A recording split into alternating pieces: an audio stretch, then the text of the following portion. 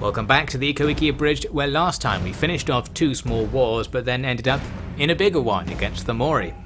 I was generally just falling back and giving them castles, but in the process we all but wiped out their southern attacking force, and their northern force got caught in a siege. We were able to take down half of their army, and the other half is now sallying out against our main force.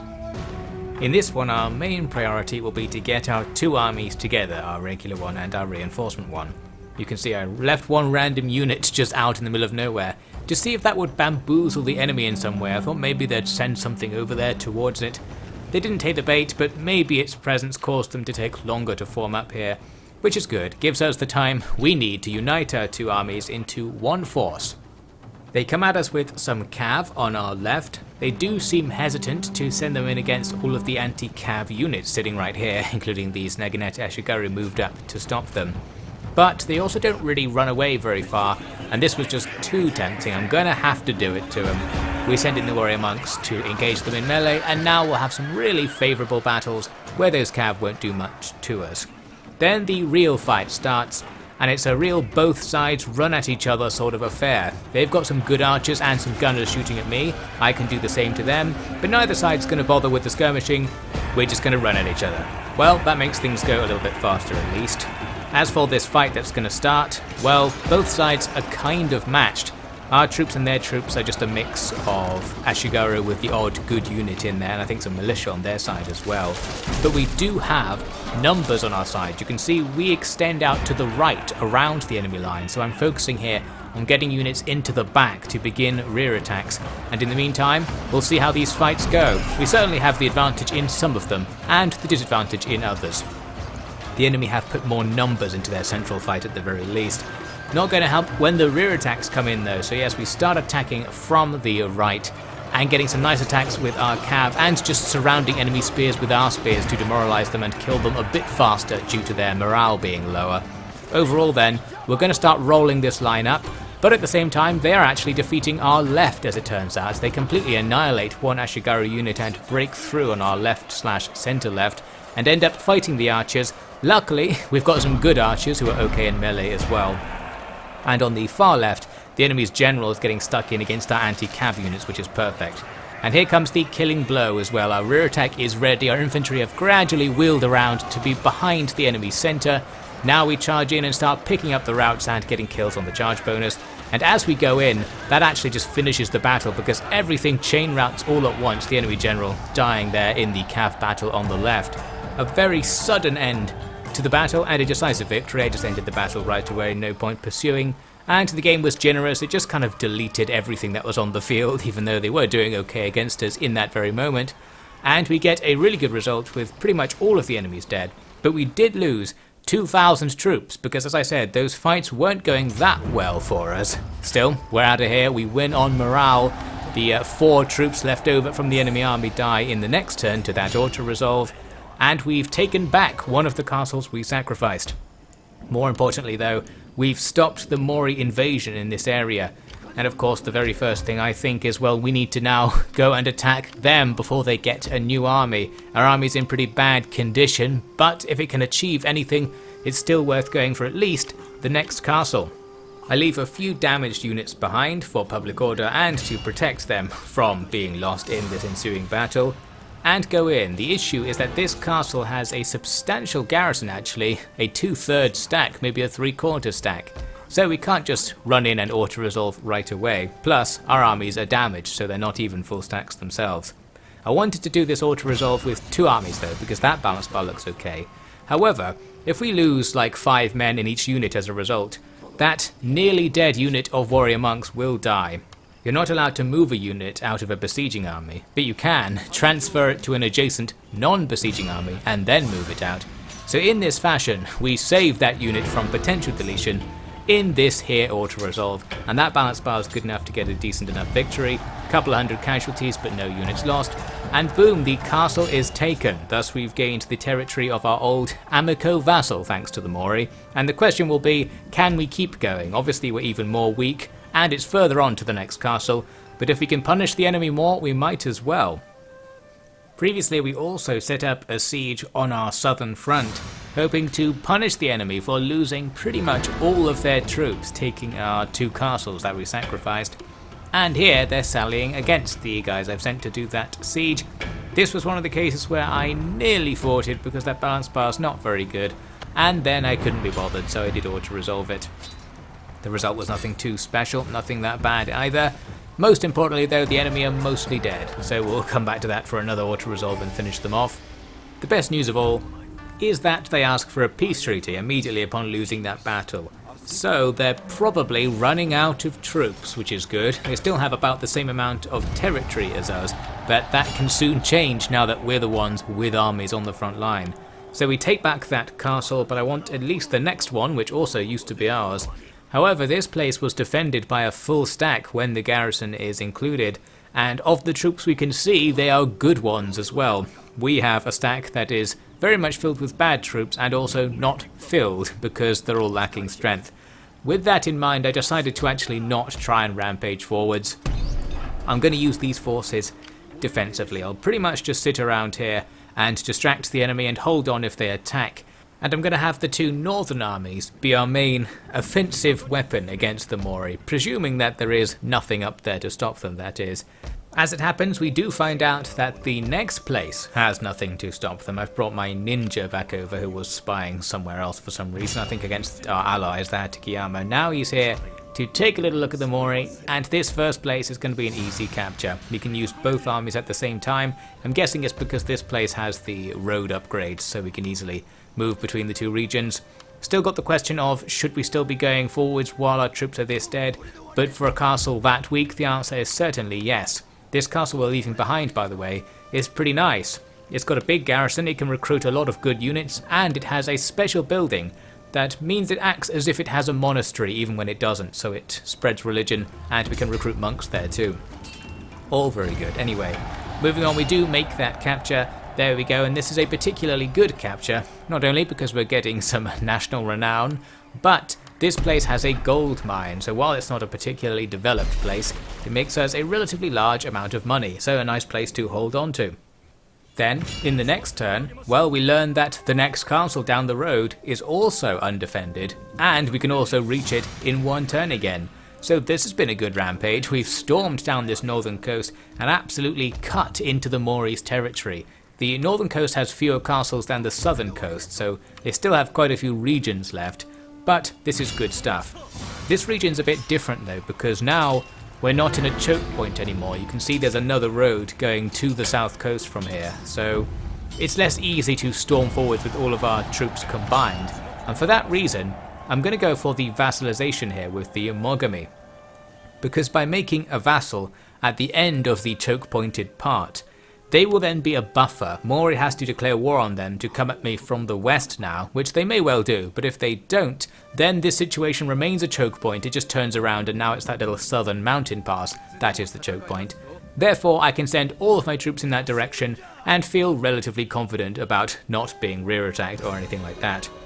Here's a little message saying we've had one of our monks converted, and I show that to be representative because this one Mori monk here is going to go around over the next few turns and just convert all the monks in our territory. I could not stop him. I sent a few monks at him to try and do the reverse conversion, but all our guys are much lower level, and I can't recruit a different agent like a ninja to take him down. So yes, I'm not going to bother showing it in the video, but basically all our monks are just going to be gone soon enough, which is a problem, especially for the Ikko Ikki, because we need those conversions. Anyway, back to the Mori stuff. Having a look forwards, we can see the next castle does have a load of troops, as does the castle after that to the west. So going further with our increasingly damaged army is starting to feel risky. Especially because this first army in particular is packed out with samurai. This isn't trash anymore, this is quite the opposite. I checked to see if the Mori would take peace right now, and they would. With that in mind, I started thinking, well, there's no point getting peace until we're really dead, as in we can't fight anymore. And our troops kind of have one battle left in them if we combine everything together. So I thought what I'll do is try and cheekily take this castle, and then if we get completely wrecked in the process, we'll immediately try and get peace, give us 10 turns of replenishment, and then we'll be okay again. So that's the plan. As for how I'm going to go about it, first I send in one unit to do the siege and spawn the garrison. The idea here is we want the enemy to sally against that one unit because it looks weak, and we can turn this into a battle in our favour by having 2 ambushes right next to the castle.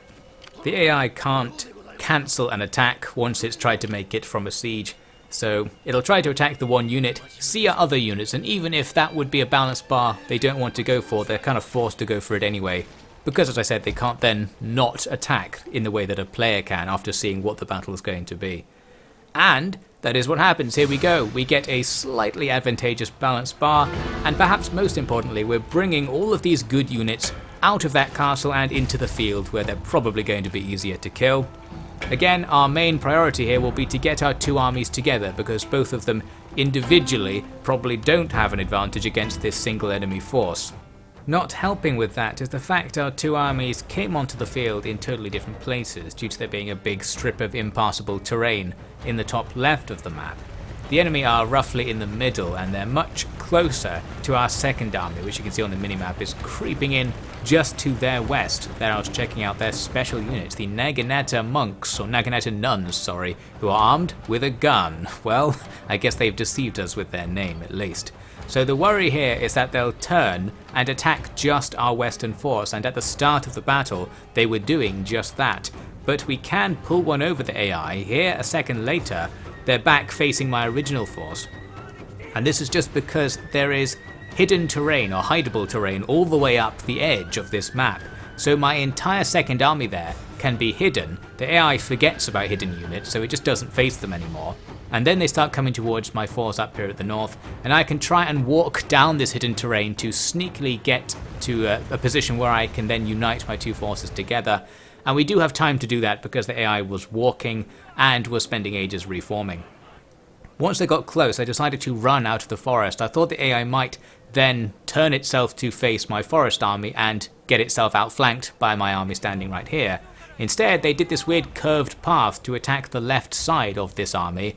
I rotate the army back to make the left side be further away. And after I've done that, we are now getting to the point when our 2 armies are kind of right next to each other. I soon just took the plunge and gave the army that was on the left here orders to rush into the army on the right and form up.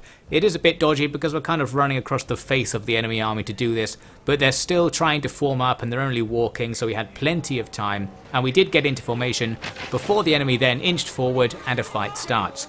They begin by launching arrows at these units I had ahead of the army.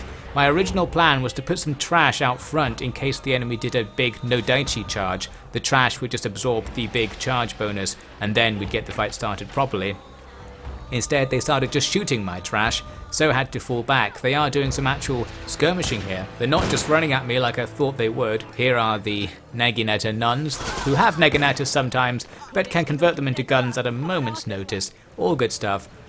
After a while I thought, well, let's go with a backup strategy. I decided to select all of my katana Ronin and charge them towards the enemy. At about this time the enemy were inching forwards, ready to attack me, and we're just going to preempt them by attacking them first. The idea here is similar to the trash strategy from earlier, and that is that we'll just absorb the no-daichi charge. But there was no no-daichi charge, and in fact this went much better than I expected in other ways, because the enemy archers didn't skirmish away. We ended up, along a lot of the line, actually getting our katana Ronin into combat with the enemy archers. And then the nearby melee units, mostly those no-daichi samurai, kind of get drawn in and are simply unable to charge. So that's absolutely perfect. Both the archers and the no-daichi samurai have taken very unfavourable fights right there, and that constitutes the majority of the enemy army. I've got my second line here ready to mop up after the katana Ronin die. And I was like, actually, this is going okay. We can just charge in right now. No point waiting for them to die or tire the enemy out or anything like that. So I spam a few sprint charge bonuses and get in there. Looks like my men aren't doing a very good job of sprinting or charging. Not sure our thing counts as a charge, but whatever. We've got the enemy into the unfavourable melees that we were looking for, and now we just have to finish them off. The Nodaichi Samurai, I think anyway, have inferior melee stats compared to say Katana Samurai, and I'm sure our Katana Ronin might be better than them if they don't get to charge. So this is all good, plus we have numbers on our side and we can make cavalry rear attacks. The enemy don't have any cavalry to use. And overall, this goes very well. You can see on the balance bar, we are now slaughtering them in this melee. We're going to be taking enormous losses right along the line as well, because all of our Ashigaru troops are still going to be worse than the things they're facing head on. But our various advantages are going to be enough. Looks like there were some Portuguese troops here in the centre. That's a dangerous opponent, but they're going to rout due to army losses at about this time. And as the enemy do rout, I'm going to chase them down because we want to pick up maximum kills. This is a nice siege sally situation. Ideally we kill everything, but I was not able to do that. Still, we kill a lot of stuff, and here's the final result. We lost 1,000 troops. The enemy lost 1,800. Not that many more, but the stuff they were losing is more valuable than what we were losing. And of course their castle is left nearly empty. Before we capitalize on that, I had this event pop up, which was notable to me because I've played like 800 or something hours of this game, and I don't feel like I've ever seen this event, a disgruntled vassal. I have the option to give some money to a vassal, or something bad might happen it seems. And I thought, well, if this means I'm paying to not be at war suddenly with one of my vassals, then I'll pay. Not really sure what that was about, but I lost some money, a substantial amount in this mod's economy as well. So back to the castle situation. We did take a turn of winter attrition, so we're weaker than we were at the end of that previous battle. And in fact, in this leading army, you can see I have one unit of Katana Ronin that only has 6 guys in it. I should have paid more attention to that because they get deleted in the auto-resolve. In fact, we lost 1 guy, and that 1 guy was in that unit by the looks of things. So that was some very bad luck, or some very bad use of units by our auto-resolve general. But we do have the castle, comes with another holy site which acts as a monastery for us. And actually, because that last battle went better than I thought it was going to, I'm not going to go right ahead and get peace to try and replenish here. I was looking around and thinking, you know what, I don't think the Mori can dislodge me if they attack, so we might as well just keep the war going to give us more options. The castle itself is also pretty good, with a decent garrison, and it has one of the Ashigaru recruitment buildings, so I can replenish a bit faster than normal, and I can recruit some new units here once I fix the castle up. With all that said, I thought we might as well just stay here and defend this position this turn, get some replenishment, undo the attrition, and put this army together, because overall, we still have a force that can match the enemy, and we have a castle to defend, so not so bad really. Much better than I figured it would end up being with that dangerous winter attack. Now in the next turn, the Mori basically didn't do anything against us that turn, but one thing they did do is move their force out of the castle down on the southern front where I was defending against a possible attack. So with that, as you can see, we can storm forwards with our defending troops, who have had a couple of turns of replenishment waiting around as well, and retake this castle, thus restoring our pre-war border with the Mori, so the southern front's now at least neutral. So with no sign of Mori attack, I started wondering what I could do here, and one thing that came to mind is the possibility that we can unite our southern and northern fronts by going east at this stage, and taking everything over there, and then focusing down just a little bit left of the Mori over to the west. This is a bit dangerous because it means we're not really going to be defending that frontline position with very much, but we're just going to gamble on that being okay. There was this additional castle, which is really in a thorn-in-your-side position. It's way off-road, so we have to send troops to go in that direction separately to our main attacking campaign right here. I use these ships to scout out the castle I need to take to unite the fronts, and we can see there is a full stack right there. Most of the troops that were defending that castle I just took must be in that stack. And I started thinking, wait a minute, that stack can go to the west and attack my main force in their turn, most likely. And if they did that, we might actually lose because our main force isn't even a full stack and it's not at full strength, and that enemy army was full of good units. With that in mind, I thought, well, I had better send more troops over there because I don't want to lose my high-level faction leader. This means defending this castle even less, of course, but I did have a trick to try. I've already sent some scouting militia into enemy territory, and I left behind some more Ashigaru on the road. Those guys are just going to be distractions. The hope is that the enemy will accidentally walk off-road trying to fight them on their way to the castle, and that will prevent them having enough movement to attack the castle this turn with the stack that we saw was off to the west somewhere. So, I concentrate my main force together, and now let's see what happens. First we lose some more monks, then the Mori main force goes after my scouting militia. It does chase them down, which means the unit is dead, but this is just what we needed in this situation. Those two armies have now walked through the forest off-road, and that probably takes up a whole load of their movement points, and means they can't attack us this turn. I don't know if it actually does mean that, but whatever the case, they don't attack us this turn, so we are fine to have left the castle mostly undefended. Then there was this little battle elsewhere. Looks like a firebomb Kaboya has found one of my distant trade ships. I wondered, can a trade ship beat a firebomb Kaboya? The balance bar doesn't think so. And then I didn't think so either. I thought they'll probably just blow me up on the way in, so I just let them have the trade node basically. Not that that matters immensely. So now back on the southern front, we're going to advance and attack this castle. You can see most of their troops are inside the castle, and that means as I move up we can do this old trick and get those troops outside the castle out of the way. Would have been better if they stood and fought so I could just kill them, but at least out of the way is helpful.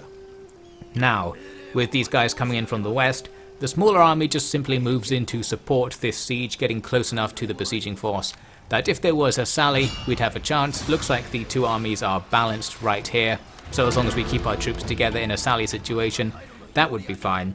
But for the other army, I wasn't sure what to do. One option is of course go back, because now the enemy might actually go for the castle this turn and will lose that valuable territory and generally be in threat of facing the enemy army again right afterwards. It's only a level 1 fort, so it's hard to defend even though it does have an okay garrison. The other option is to go for the thorn in the side castle as well, which we can also reach this turn. Or we can go east and help with this siege and potentially try to assault it this turn in order to sort that out, and then concentrate everything else together to push back west and flatten the enemy completely.